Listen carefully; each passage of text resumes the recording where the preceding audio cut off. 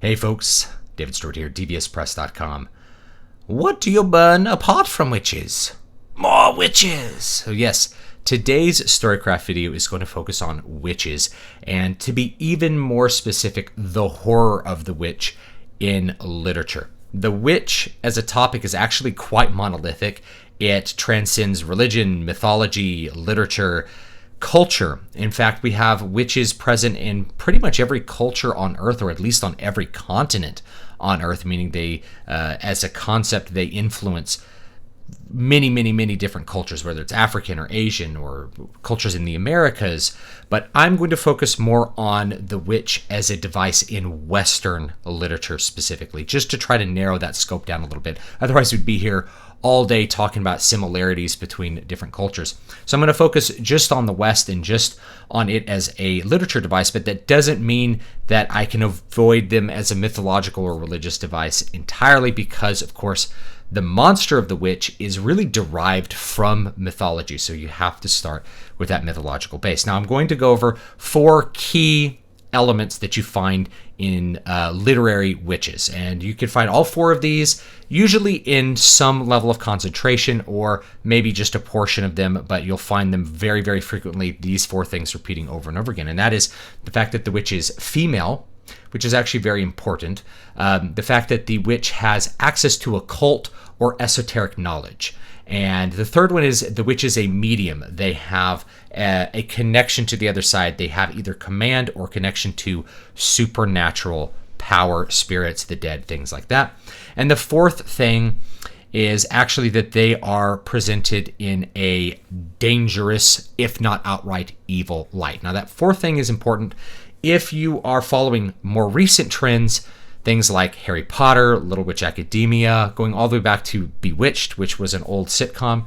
You have a subversion of this where witches are normal, nice people that happen to be able to have access to magic. This is fundamentally a subversion of the witch as a literary device and as a mythological device throughout history for the most part.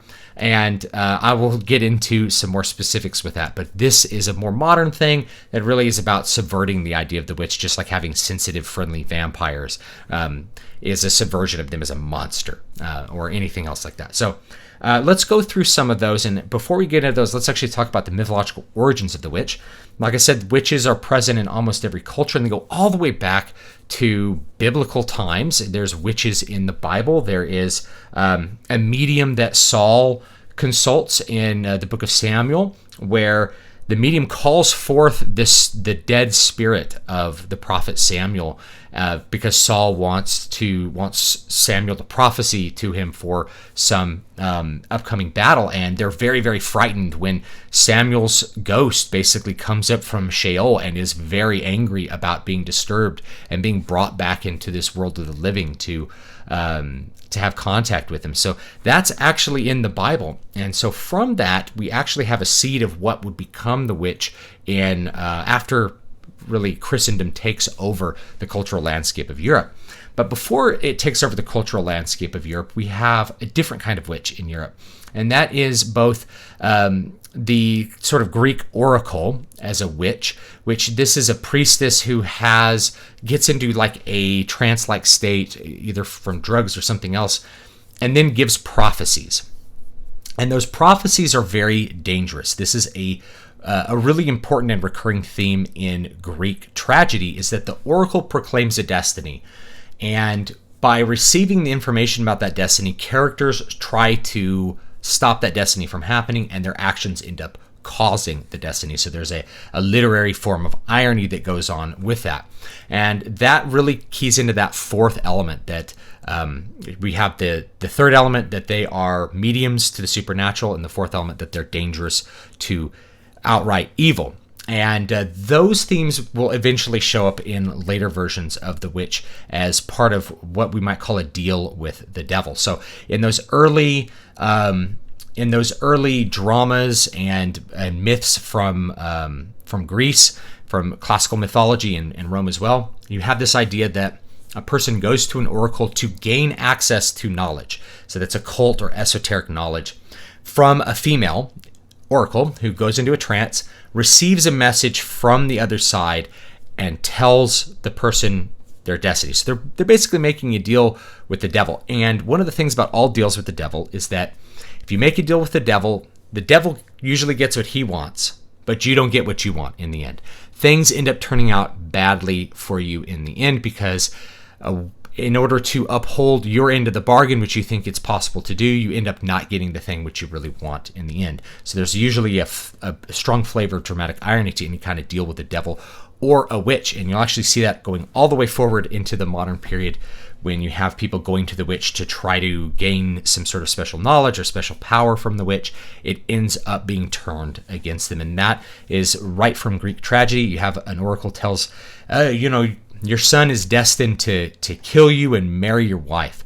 So you're like, well, go kill this kid. And by trying to do that, the person who's supposed to kill the kid ends up saving the child ends up coming back, killing you, and marrying your wife. That's Oedipus.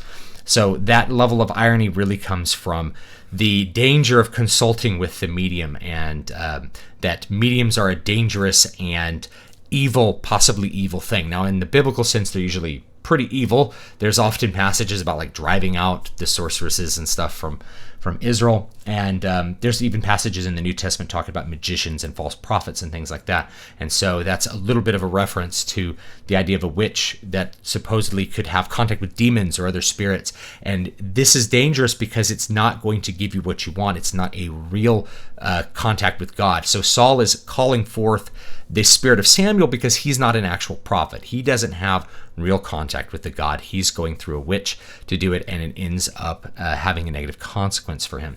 So that is something that we see all the way going back from the Bible, through Greek, through Roman, getting mixed up with this Germanic flavor of a witch called a vulva. And I actually have a vulva in one of my books that uses these witch elements that I'm talking about. The fact that it's female, occult knowledge, access to the spirit realm or the supernatural. They can see across the veil. And number 4, they're dangerous to evil. You'll find that in my book, The Water of Awakening.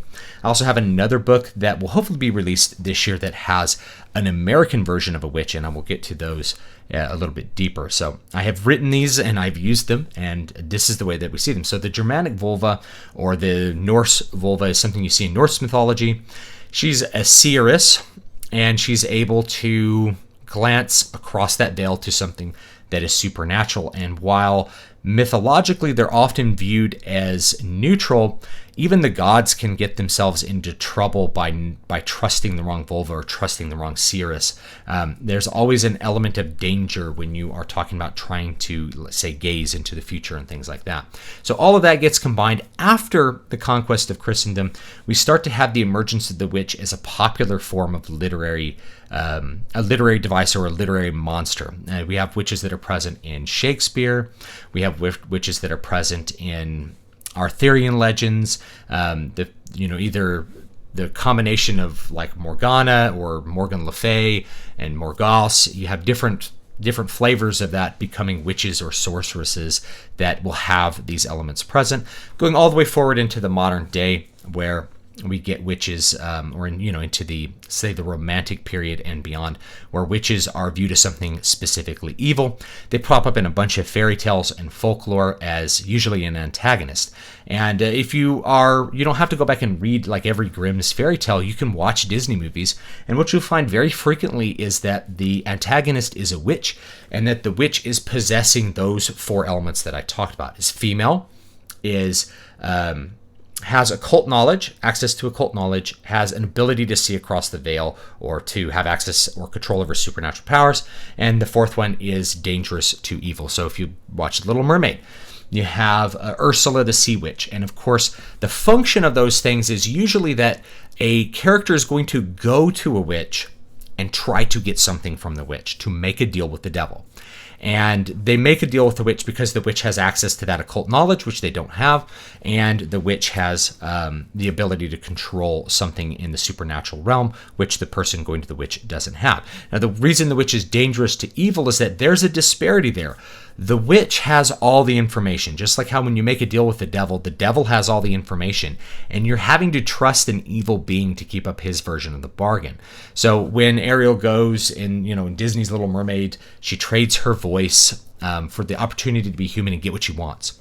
But of course, it's her voice that her affection, her love has actually been attracted to, not just her as a physical person, but this voice that had enchanted him. And so without her voice, she's has a much more difficult time trying to woo him, and also she has a much harder way to try to convince him that she is who he remembers her to be.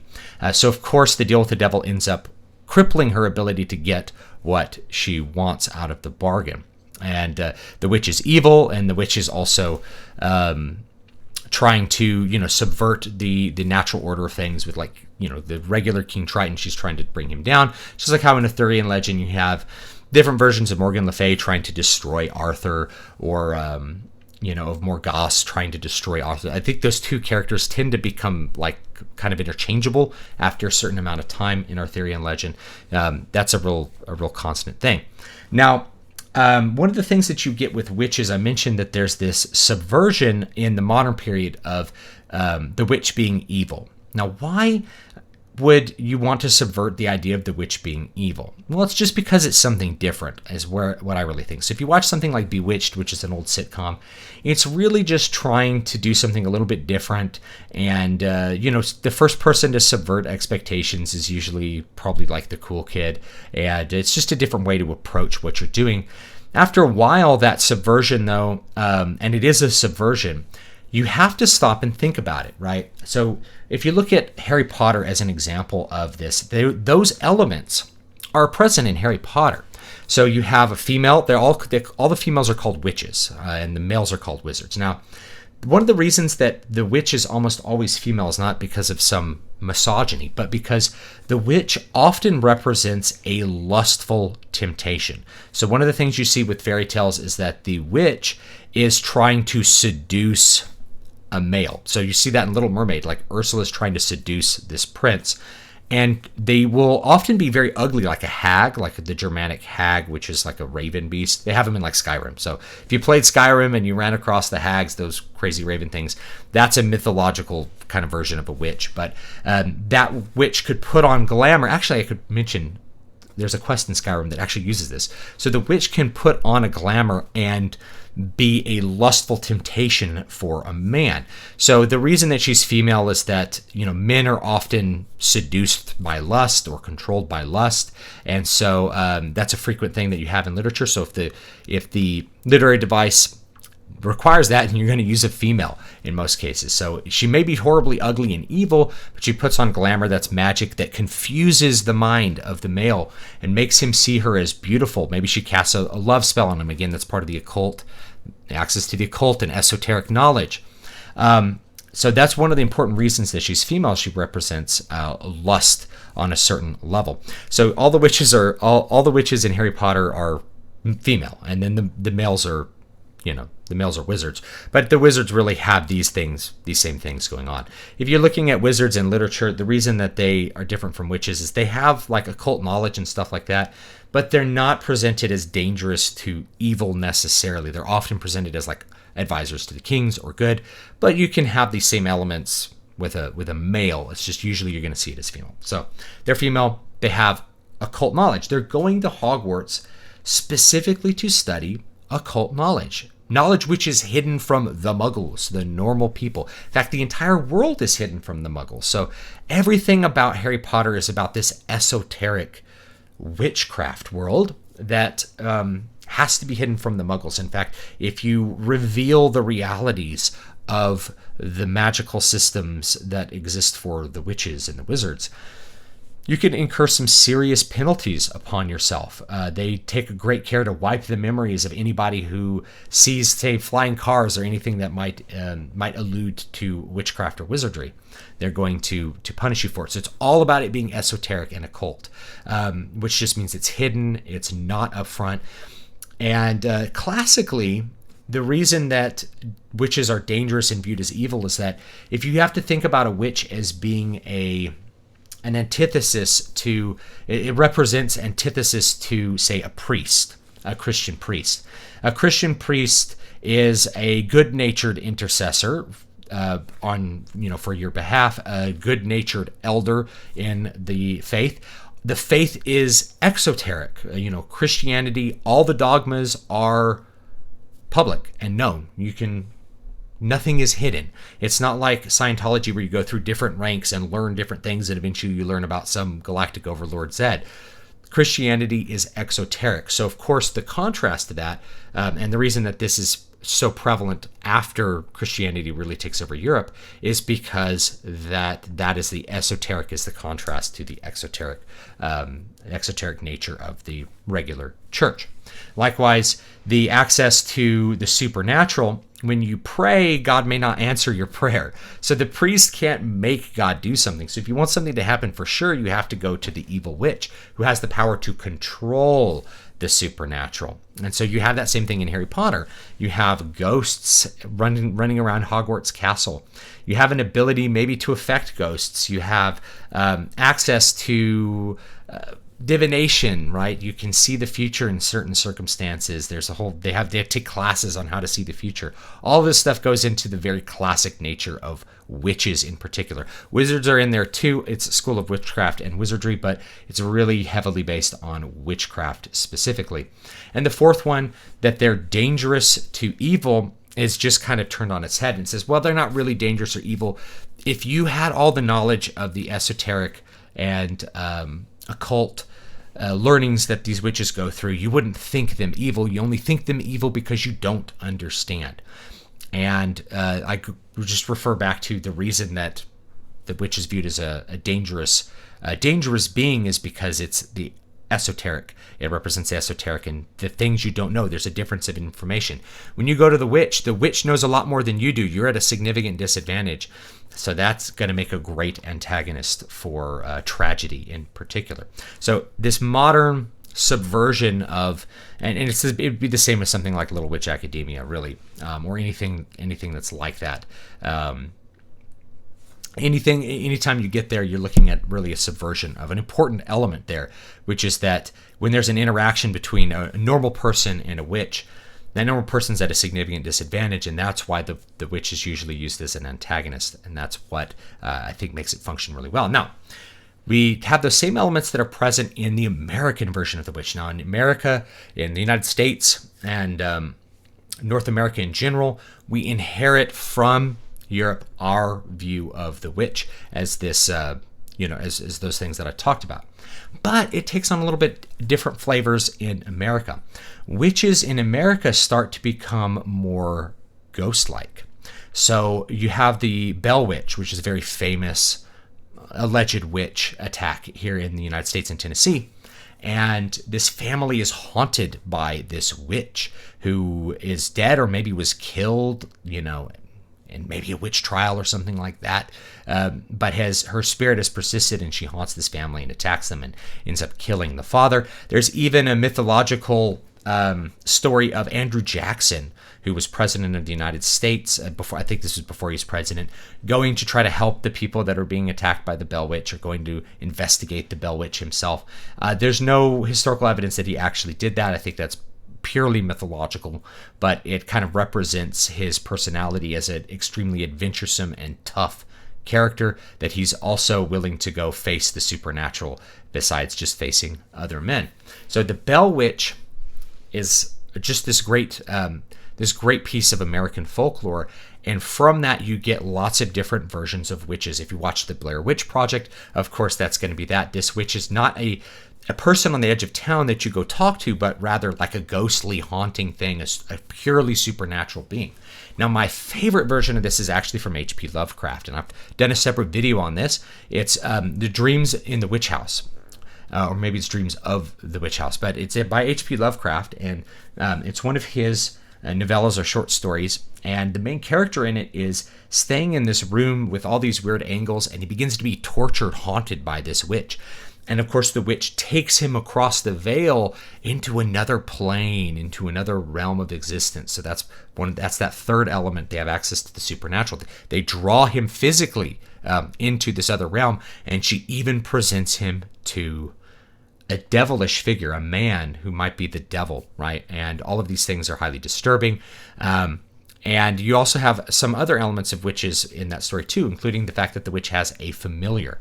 That is a talking animal that is a friend to the witch, some sort of animal that is the witch's companion. This is something that Disney just uses as a trope, quite apart from witches in general, but it's there for witches as well. So, the Ursula has the two eels. Those are her familiars. You have Maleficent has a raven. You have Jafar, who's not a witch, but a wizard, who's male, but he has all the same things. He's not a lustful temptation. He has lust.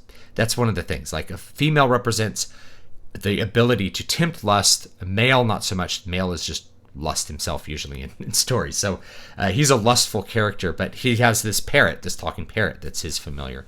And so this is one of the things that you just see. It's like the bad guy's sidekick is an animal familiar, and then the good guys usually have a sidekick that's an animal familiar too, but it's just different from the witch one. So that Dreams of the Witch House one, it's a very frightening tale. It represents the horror of a supernatural ghost-like witch that has all of these elements going for it, besides like a lustful temptation. It's not a lustful temptation, but it is a female in that sense. So I mentioned to deal with the devil. So when you have literary characters going to witches to find out information, to gain power from a witch, in most cases, it's a very dangerous transaction, even if the characters maybe come out better for it. And it's even in Chronicles of Prydain. They go to these witches to, figure out how to get and destroy the Black Cauldron and things like that. But it's a dangerous transaction because there's an unequal balance of power, and that's part of the deal with the devil. Now, in the Christian, or after the Christian dominance, the witch as a non-literary figure, in the real view of witches, including witch trials and things, a witch is in contact with Satan. That's that third thing. The witch has basically dedicated herself to Satan. That's why, if you know me on Twitter, we have this thing called the witch test, which is this idea that a witch cannot proclaim the divinity of Christ.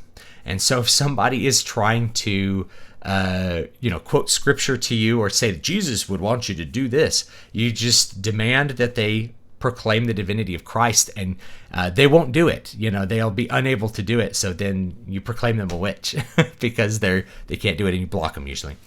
Which is really just to say, you're leaning on the authority, the moral authority of the church, or you're leaning on the moral authority of a religion, which you yourself don't respect, which means you're actually arguing in bad faith. That's the whole point of the witch test, is that you can't appeal to something which you don't believe is true. So there's that, but that's what it comes from, is this idea that the witch is in league with Satan, or in league with demons, is in league with evil spirits, and therefore will be unable to proclaim the truth of the exoteric knowledge of Christ. Won't be able to tell you that Christ is, the Son of God, that he died and was raised again. That's the basic, declare that Jesus was the Christ and that God raised him from the dead. And you say something like that. That would be your proclamation.